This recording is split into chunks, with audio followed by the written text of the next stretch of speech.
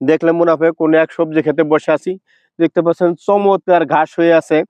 এটা কিন্তু কোনো ধরনের শাক না, মনে হবে যে একটি শাক বুনেছে পুরা কৃষকের এই মাঠ জুড়ে, কিন্তু মনে হবে যে এখানে হাজার হাজার টাকার শাক ক্ষেত মনে হবে। কিন্তু দেখতে পাচ্ছেন ভুট্টা ক্ষেত, এই যে ভুট্টার চারা আমরা ছোট ছোট দেখতে পাচ্ছি, মাঝে মাঝে কিন্তু এই ভুট্টার চারা আছে, কিন্তু এখানে যে আগাছাটা হয়ে আছে এটা কিন্তু পুরাটাই আগাছা।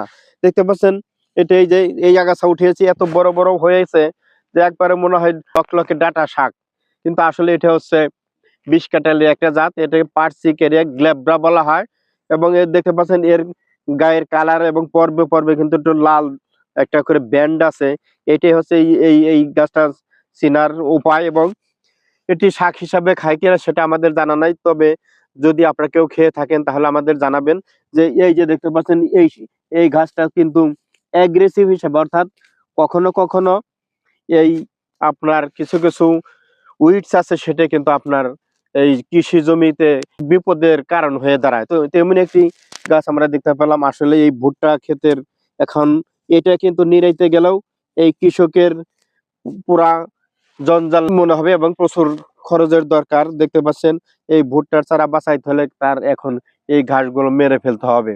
তো শুধু এরকম ক্ষেত্রে আমরা জানি যে কিছু কিছু ক্ষেত্রে এই উইডস কিন্তু আপনাদের শস্যের এগ্রেসিভ হয়ে থাকে এবং এটি শস্যের জন্য ক্ষতিকারক হয়। এক্ষেত্রে আমাদের যে জৈব বালাই ব্যবস্থাপনা আছে সেক্ষেত্রে আমরা কাজ করতে পারি। তবে এই হারটা হার্বিসাইড দিয়েও দমন করা যাবে, কিন্তু হার্বিসাইড ব্যবহার করা ঠিক হয় না, কারণ এই হার্বিসাইডের ক্ষতিকর দিক আছে। এটা আমাদের বায়োডাইভার্সিটিকে নষ্ট করে ফেলে।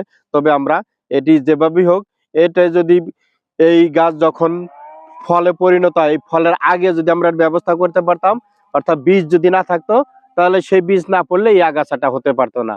তো যদি ভালো থাকবেন। এই ধামরাই এলাকার একটি কৃষি ফিল্ড থেকে আপনাদের জানাই আন্তরিক অভিনন্দন।